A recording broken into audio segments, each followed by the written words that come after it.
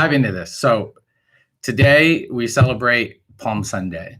Palm Sunday, these palms, and why we call them Palm Sunday, and why the kiddos make the little palms and bring them home from church, and is because it signifies something. It's a symbol of something. It represents, especially in that culture at that time, that Jesus was making his triumphant entry. Is that the palms were how you ushered in a new regime, a new king, and how you honored them. And so they laid them on the ground, and the palm was this very simple thing that they could grab and say, victory is here. And I think it's important, just even if you just today, just take a look at a palm and maybe even reflect and go, maybe just a kind of an anchor point and say, where's the victory been in my life? And how, God, have you showed up in victory in my life? And maybe recall some things that you thought were impossible that happened in your life. And so we're going to celebrate victory. It's the story really of the world's, I think, underestimation of God's love. When you look at the Passion story and you look at from Palm Sunday to resurrection, it is the world's underestimation of how much God deeply loved them. And it begins with Palm Sunday. It's the dominance of sin and death in it that was stunned on Sunday. It was the power and the control that was over humanity was actually taken aback on Sunday morning and defeated and destroyed. But it all began with the triumphant entry of a new king into a new kingdom and a new era. And so, so we're going to talk about that today. Some of the prayer requests, and I'm just going to, I'm sorry, no prayer requests. I'll get to that later. A couple of things is things people have been doing that have been blessings is they've had a lot of time with extended with loved ones. The Kurtz family are eating at home more. Oh, that's so good.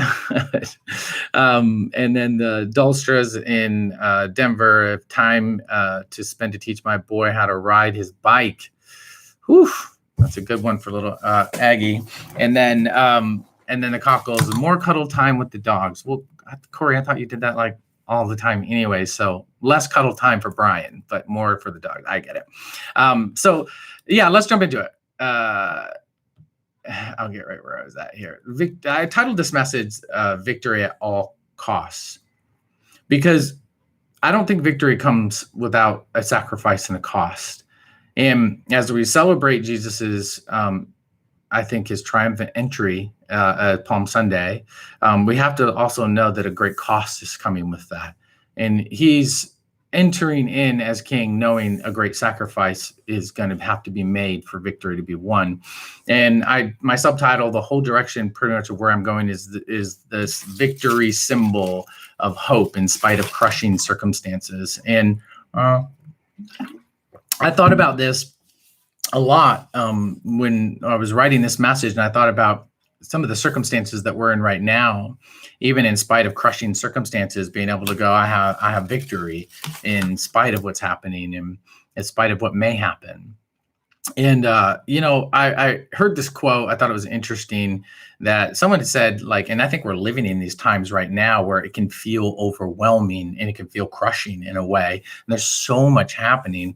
But they said this, there are decades where nothing happens. And then there are weeks where decades happen. And I feel like we're living in that time right now in history where so much is changing and so much is happening. And there's a lot to wonder about and worry.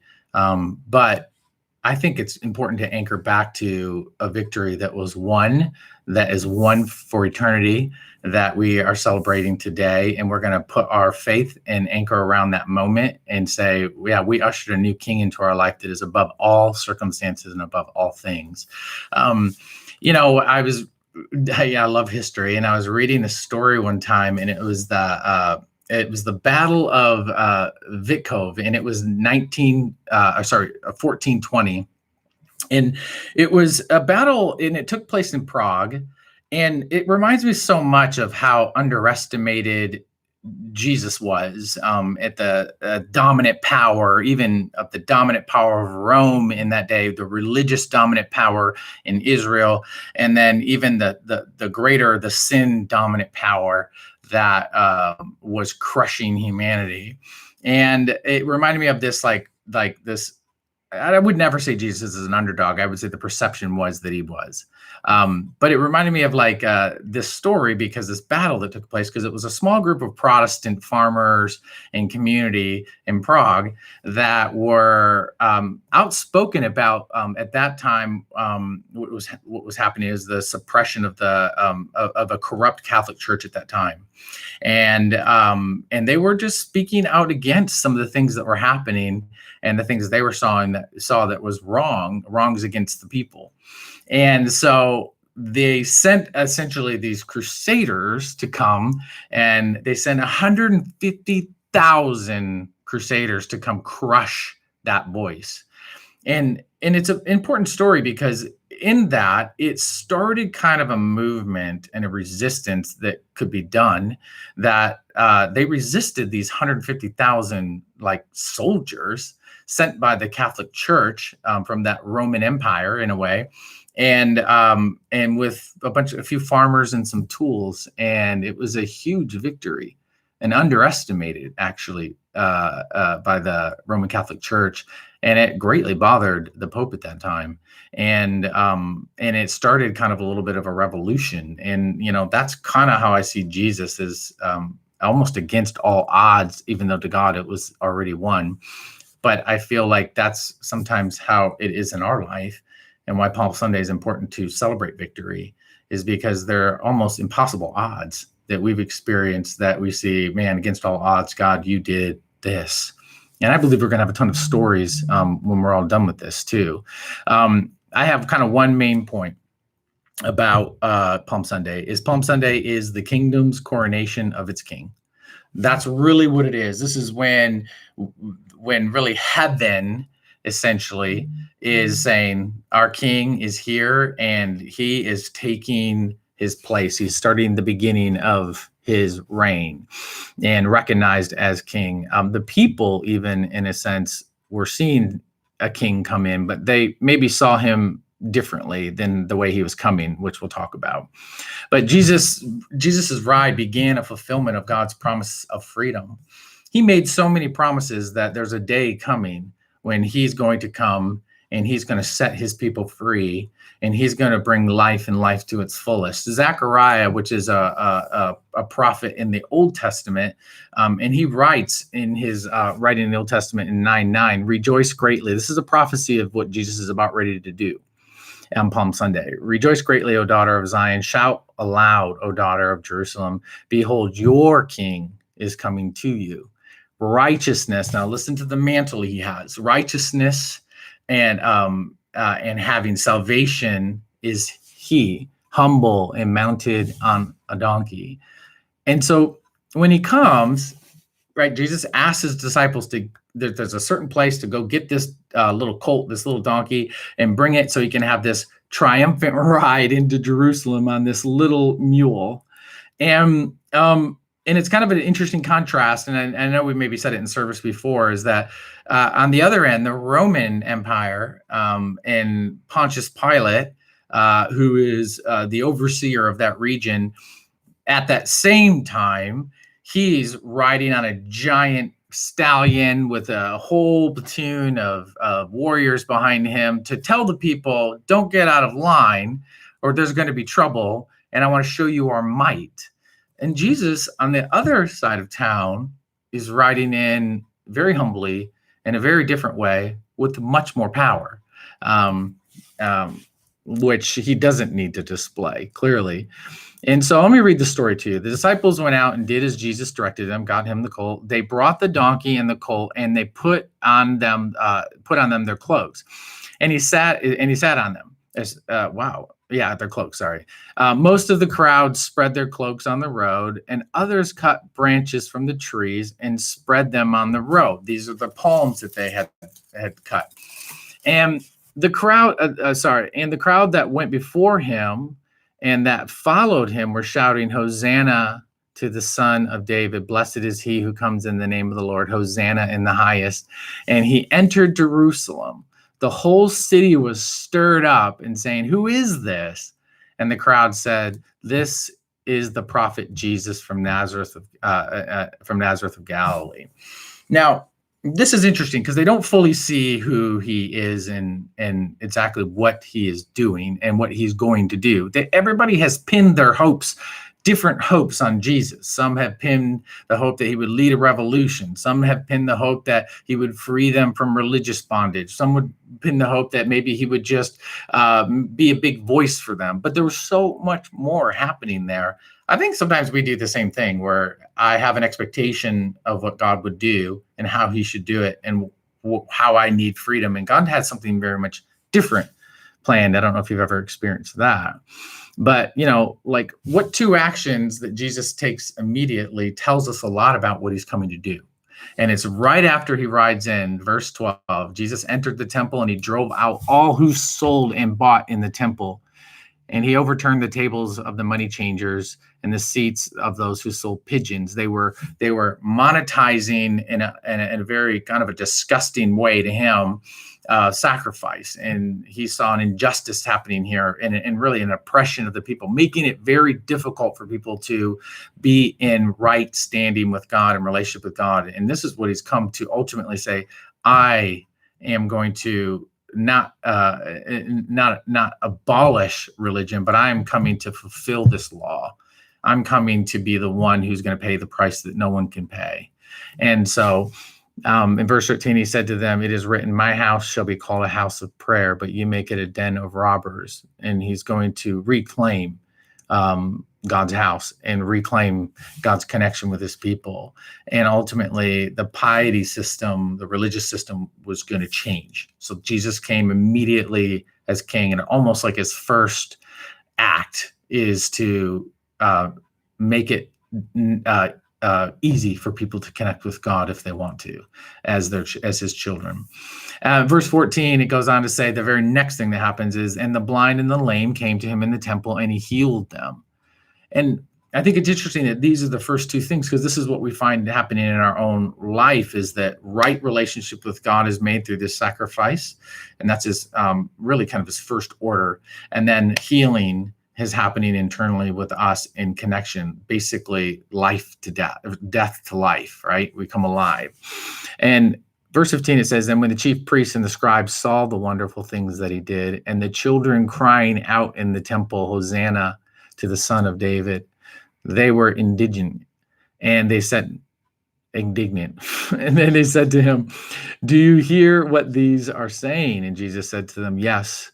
Have you never read, out of the mouth of infants, he's quoting an Old Testament passage, out of the mouth of infants and nursing babies, you have prepared praise. So I'm going to bring healing to all, and it's worthy of praise, right? And so these are the first two things that happen as he makes his triumphant entry. And let me just talk about this just for a little bit. God's I would say victory ride with Jesus, right, into Jerusalem, it wasn't driven by the confidence of the crowd. And I think sometimes, we can kind of get egged on by a crowd to do something we would never do. In some ways, it's important. We can be encouraged by a lot of people around us. We find strength in that to go do something we never thought we could do. I mean, it's like why when they said that they were going to just play basketball games with no crowd during this time, I thought, ooh, I wonder how those games are going to be. There's something about the crowd. But that's not what was driving him. Now, it was the height of his popularity, for sure. And people were pinning hope to him, hope for a lot of different things. But it wasn't the crowd that drove him. It wasn't the crowd that ushered him in. It was rather his confidence was really driven by his confidence in God the Father. That's what led him down that path. And that's what ultimately gave him the strength to march to the cross. And crowds come and go. Jesus was not bothered with that. And we ultimately know this because, the sounds of the crowd right? Sometimes, especially here on that Sunday, was man, blessed is he. And then on Friday, it was crucify him, right? The same crowd. And it's a challenge a little bit in my own life too, of like how sometimes I want Jesus to show up the way I want him to, or I want I'm not maybe satisfied enough with the victory that he brought or the way it will translate in my life. I want something else. And so sometimes we can get angry with God, and that's okay. But we sometimes can feel like this crowd sometimes. Now, I know I've been there myself, but at the same time, we have to remember that Jesus was marching in his confidence to the God, knowing that God was ushering in a new era for humanity and for eternity. But as he's going down that road and people are cheering his name, he knew Friday was coming fast, and Friday was going to be here soon, where things would change greatly. And I don't know if you've ever been in that moment where you've been like in one moment and then out the next, where everything was like shining on you and business was going well and things were doing well and everybody was kind of around you. And then when things fell apart, people scattered, right? And it happens in so many ways. I think the most you kind of early experience that is probably middle school, where you're in one moment and you're out the next, depending on who comes home from summer or back to school from summer, and they're suddenly more important or popular than you, right? But we can have that in our jobs, where one minute we're in a way, next minute someone else comes in, new boss, new something, and we're out. Relationally, we can have that where we're celebrated one minute and then the next moment we're out, or in our families. And so there's a lot of times we can maybe relate to what this whole passion experience is with Jesus.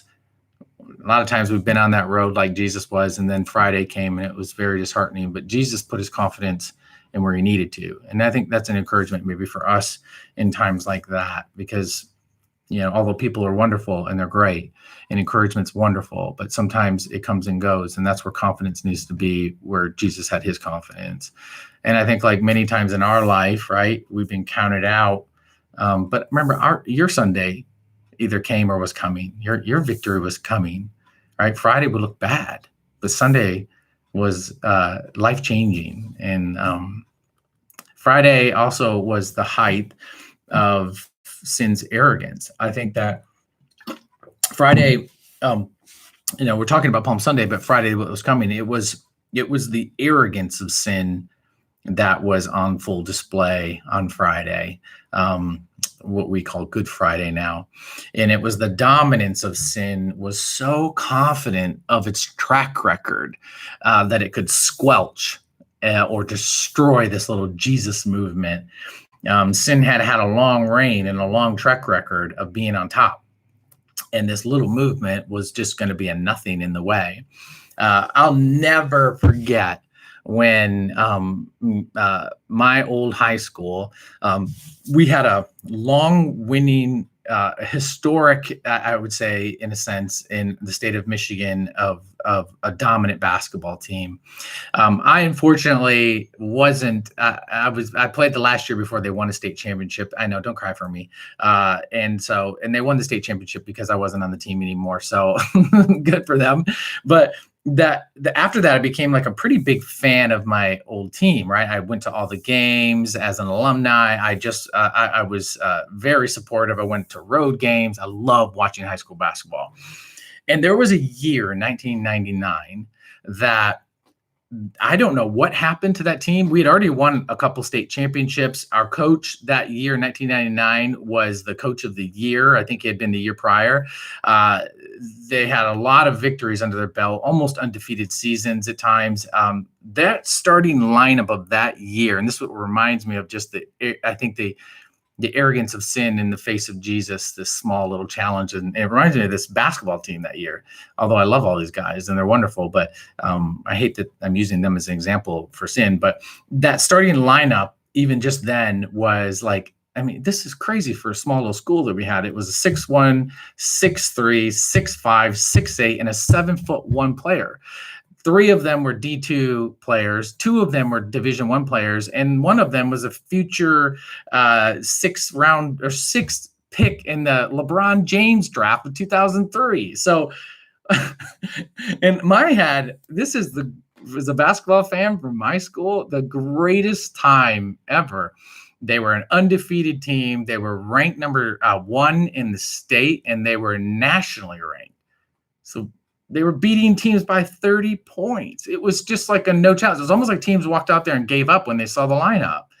And they were obviously on their way to becoming state champs and undefeated and reigning again. And then I was at the regional finals, and there's a small little town, farm town, like that town that fought off the Crusaders. And I was shocked. It was a small team. Like the guy guarding the 7'1" guy was 6'3", and I thought, oh man, we're going to destroy these people. And it was a little town. I think it was called Cover, and they just beat our team. We were all stunned. We were shocked. I mean, it was almost like no one could believe it. Like in the news the next day, it was a huge upset that we weren't going to advance into the tournament.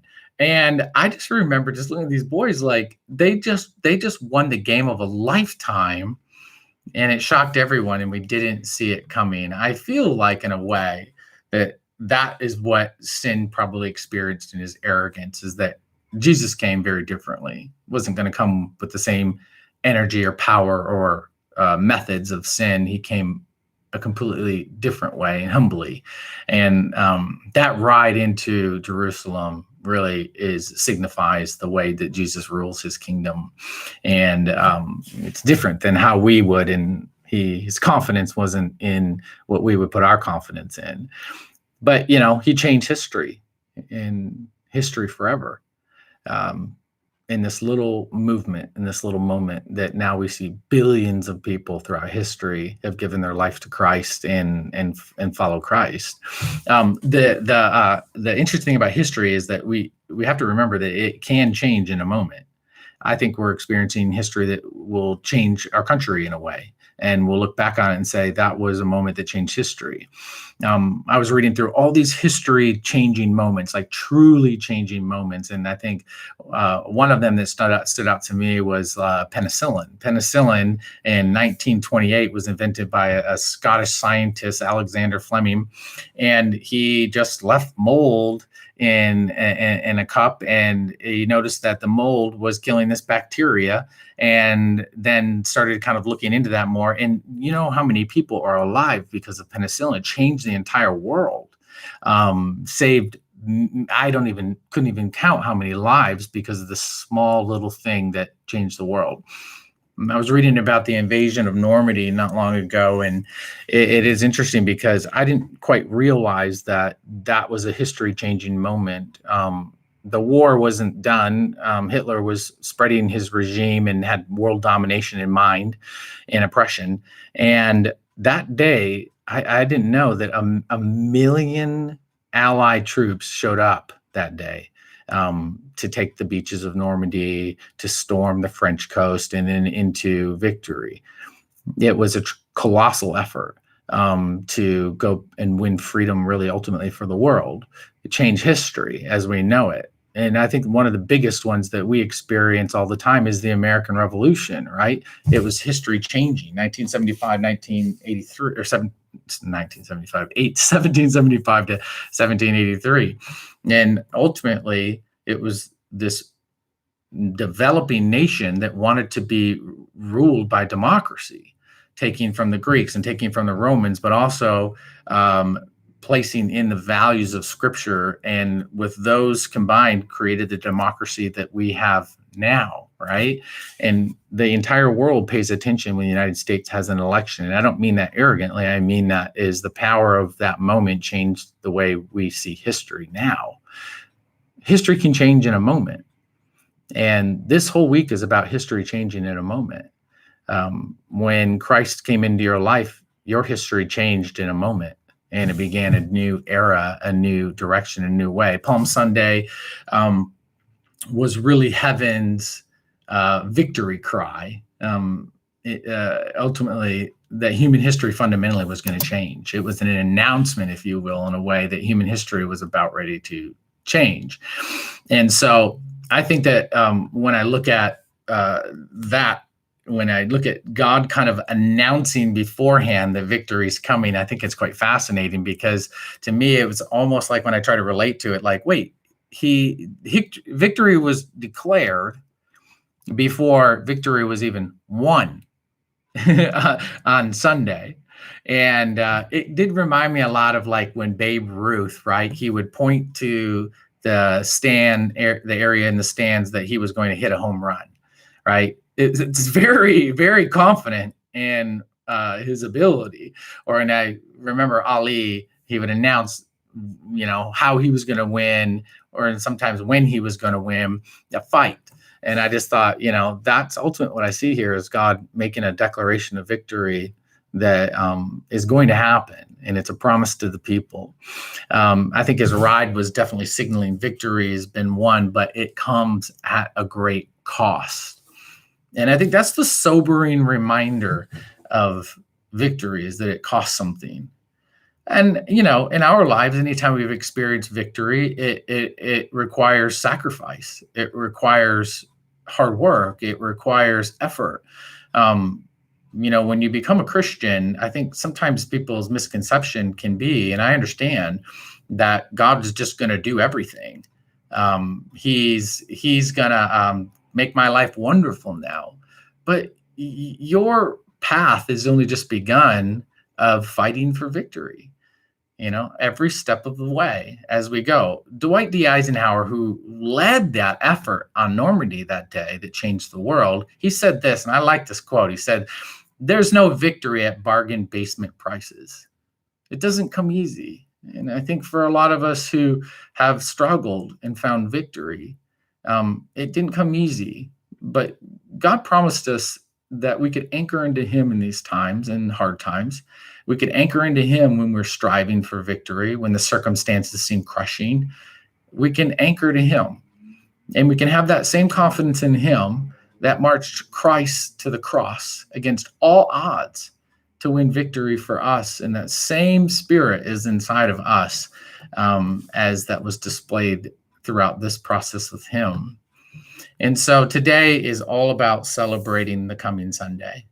Today is about putting our mind in the right mindset that victory's been won. It's already done. I don't know what that quite looks like in your life. I don't know what it looks like, but I know spiritually what happened and what had echoed throughout humanity and eternity is that Christ did something we couldn't do, and he won it in all confidence in God. And I believe that we can place our trust and confidence in that. In the face of hopelessness, victory was won. I would ask this question maybe of you, is looking back, sometimes this is good, at the impossible victories that you experienced in your life, right? What have you experienced? When you look back and you say, that was impossible. I felt like I relate to those stories of the impossible situation, the crushing army, but yet we still stand. And we all have stories like that, but I think it's important to remember those as we're wanting to advance into being victorious in Christ on the other side of that. I think when I look and I hear stories of people who are addicts being repurposed to help others, I can't tell you how many stories I've heard from people who have experienced such hardship, but in that, out on the other side, is they've been repurposed and they're used to help bring victory in other people's lives too. Maybe the financial crisis you've experienced, where you've experienced victory there. It may not be exactly what you wanted, but what you gained through that could be your victory through that, right? Or it could be the financial crisis that was averted, that was looming. There's victory there. It could be in your marriage life, in your relationship life, right? Where it felt impossible, and where there was no way, God made a way, right? When we continue to keep our eye on the confidence in God versus what's around us, right? It could be so many different things. It could be an entangling sin, right?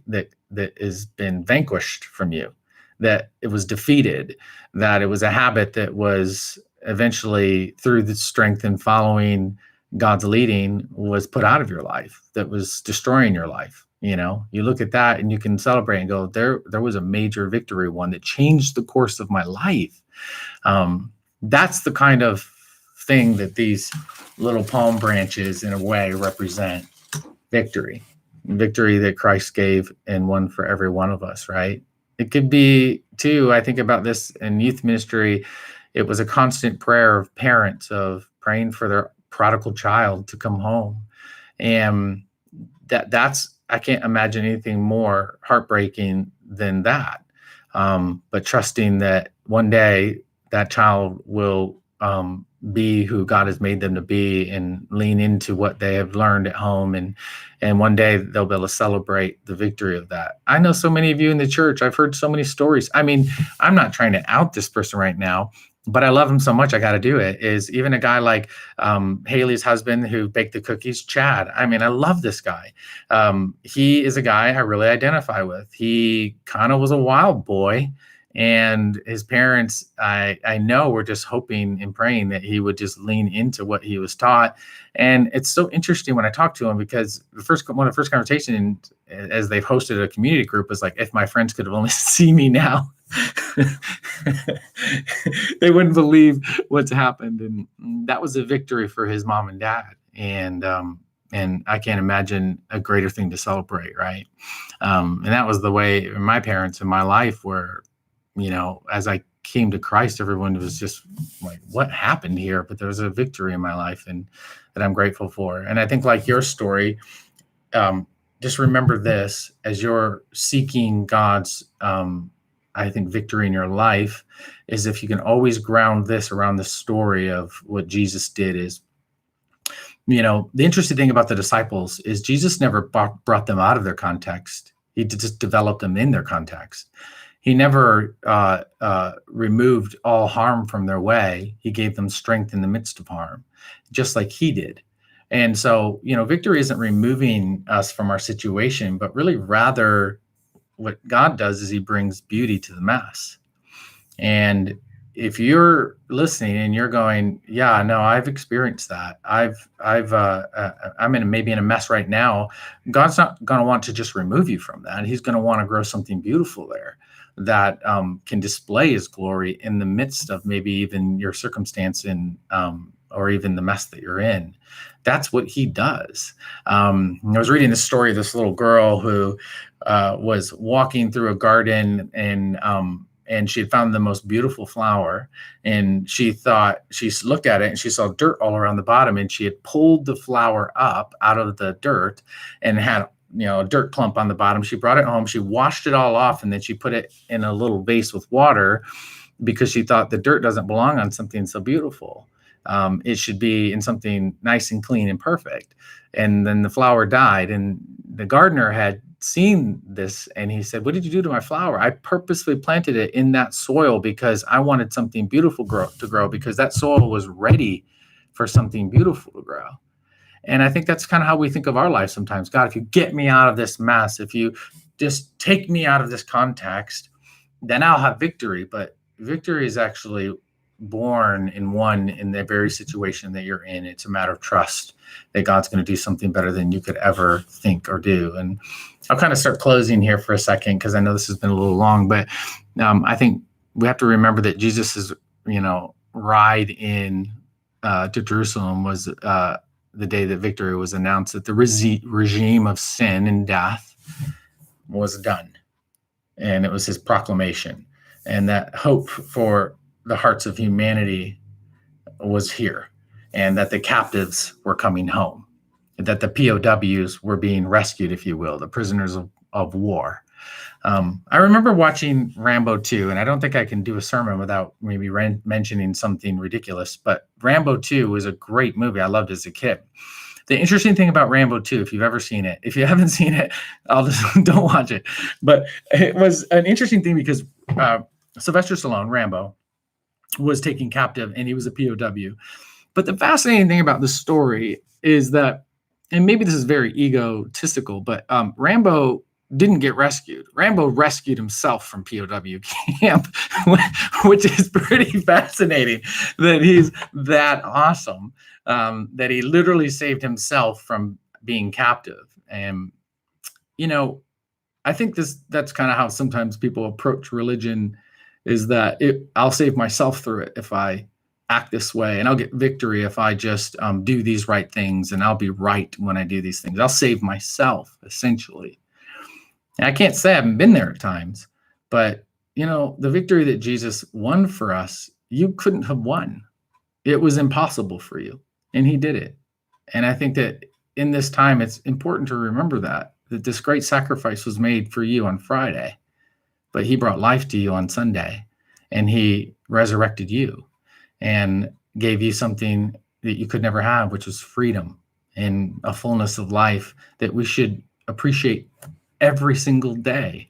And out of that, I think ultimately come the way we live this life. Two passages, and we'll finish. Blessed is he, I love this passage in Psalm 118:26. Blessed is he who comes in the name of the Lord, right? When God shows up, it's a good thing. And then 1 Corinthians 15:55, which kind of is almost like a taunting thing that Paul does here. Taunting sin and taunting like its power anymore now that Christ has come. And he says, "Oh, death, where is your victory? Oh, death, where is your sting?" There's no power there anymore. And I think we have to lean into that. And Paul's reminding his people that, listen, death is lost, sin is lost, and there's a new king in town. And this king is just and right and humble, and his burden is light. So maybe in closing, I'll just challenge you this week is to go in and ultimately go all in on victory. I think Palm Sunday would be a good reminder. I don't want to be a voice that's shouting one day, "Blessed is he," and next day, "Crucify him." I want to be a consistent voice in shouting victory and proclaiming victory, even when I don't see it in front of me, because I do serve a God who's bigger than my problems. I do serve a God who can work things out when it couldn't be worked out. I do serve a God that the impossible is possible. And I want to challenge you to press into that this week. Challenge yourself when you're overcome and overwhelmed and going like, "God, how could you let this happen to me?" Maybe just another way of thinking would be, "I trust you, is even though I'm facing this, that God, I'm going to shout, 'Blessed is he.'" This week, I'm shouting, "Blessed is he." I'm not going to shout, "Crucify you." And I think that's important for us. It's an all-in effort and in our faith, and it's going to be needed, and it's required, and it will take you places you never thought in your life, and it will get you through things you never thought. And there's a strength there you never had, but in him you have it. Wow, this is just like service. Lastly, I want to share. I was reading this story. It's an ancient story about this Spanish king who it had been centuries before he had ever visited a small town like this little town. And they had put a decree out to the little town because it was such an honor to have this king come and visit their town. And so they said, "Everybody, we don't have anything really to offer him." They were a very poor community.